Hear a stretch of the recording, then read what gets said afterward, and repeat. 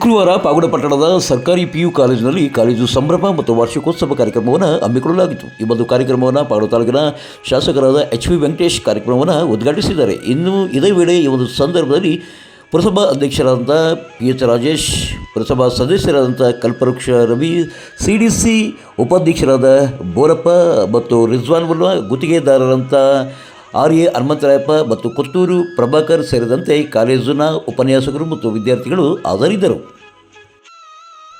ಕಾಲೇಜಿನ ಮುಂದುವರೆದ ಕಟ್ಟಡಕ್ಕೆ ಅನುದಾನ ನೀಡಬೇಕೆಂದು ಇದೇ ವೇಳೆ ಕಾಲೇಜಿನ ಪ್ರಾಂಶುಪಾಲರಾದ ರಾಮಕೃಷ್ಣಪ್ಪ ಶಾಸಕರಲ್ಲಿ ಒತ್ತಾಯ ಮಾಡಿದ್ದಾರೆ.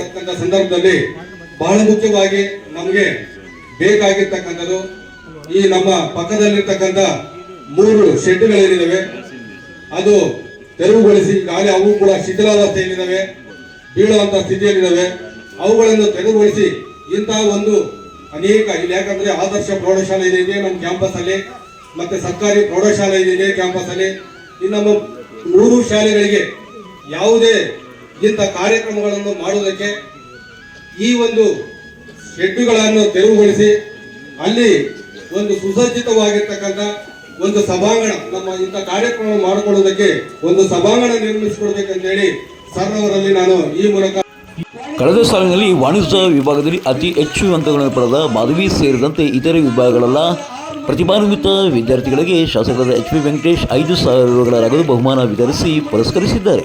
496 ವಾಣಿಜ್ಯ ವಿಭಾಗದ ಮಾಧವಿ 554 ಅಂಕಗಳು, ಕಲಾ ವಿಭಾಗದ ಶಿವಕುಮಾರ್ 500 ಅಂಕಗಳು. ವಿದ್ಯಾರ್ಥಿಗಳು ಬನ್ನಿ.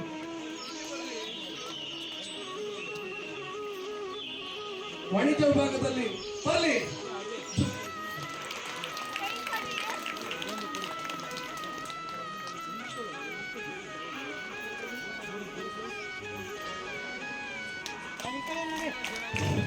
ಬರಲಿ, ಜೋರಾಗಿ ಚಪ್ಪಾಳೆ.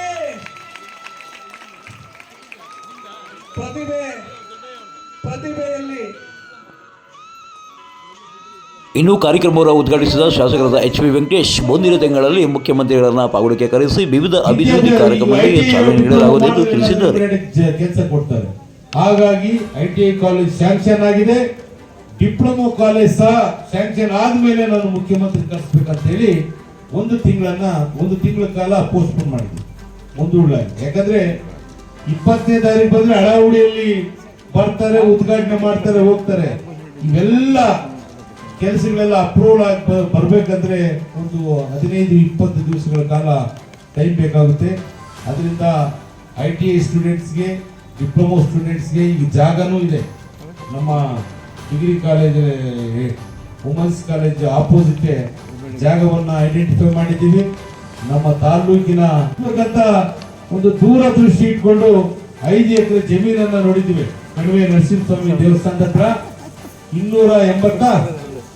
230 ನಿವೇಶನಗಳನ್ನ ಮಾನ್ಯ ಮುಖ್ಯಮಂತ್ರಿ ಸ್ಯಾಂಕ್ಷನ್ ಆಗಿದೆ.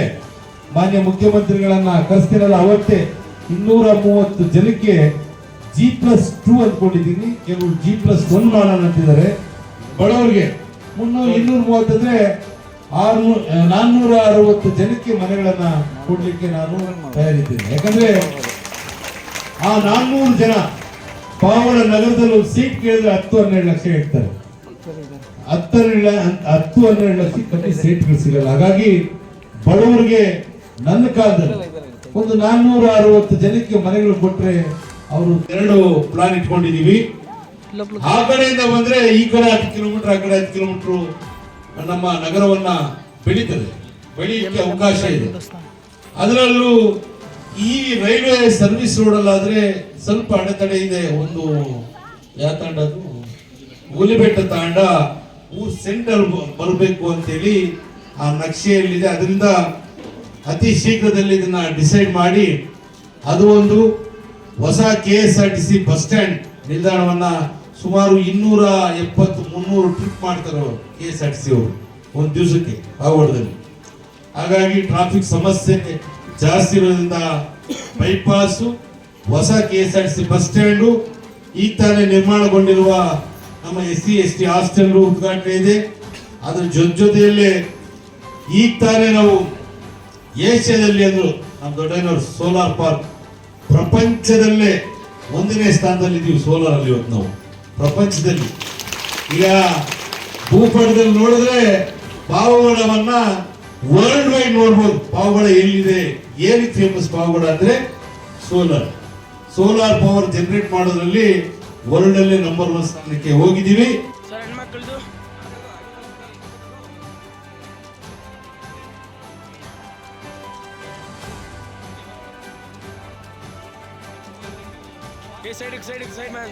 ಕಾಲೇಜು ಸಂಭ್ರಮ ಕಾರ್ಯಕ್ರಮದಲ್ಲಿ ಕಾಲೇಜಿನ ವಿದ್ಯಾರ್ಥಿಗಳಿಂದ ಸಾಂಸ್ಕೃತಿಕ ಕಾರ್ಯಕ್ರಮಗಳು ನಡೆದವು. ಇನ್ನು ಇದೇ ವೇಳೆ ಒಂದು CDC ಕಮಿಟಿಯ ರಮೇಶ್ ಶಬಾರ ಮತ್ತು ಕಾಲೇಜಿನ ಉಪನ್ಯಾಸಕರಾದ ದೊಡ್ಡಯ್ಯ ಕರಿಯಣ, ಡಾಕ್ಟರ್ ರವೀರ್ ಬೊಮ್ಮಣ ಸೇರಿದಂತೆ ವಿದ್ಯಾರ್ಥಿಗಳು ಮತ್ತು ವಿದ್ಯಾರ್ಥಿನಿಯರು ಹಾಜರಿದ್ದರು.